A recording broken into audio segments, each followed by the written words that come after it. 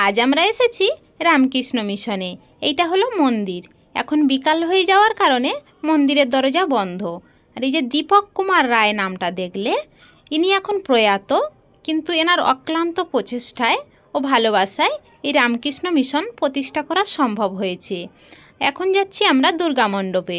এখানে প্রতি বছর দুর্গাপুজো হয়, আর আজকের দিনে ঠাকুরের নাম গান হয়।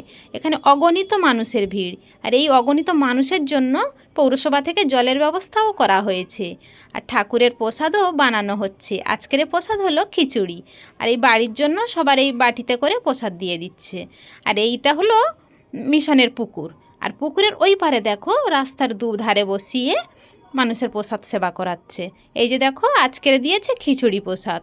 দেখো এই প্রসাদ একটুখানি সেবার জন্য মানুষ কত দূর দূরান্ত থেকে এসেছে। তো আজকের ভিডিওটা কেমন লাগলো জানিও। আজ তবে আসি।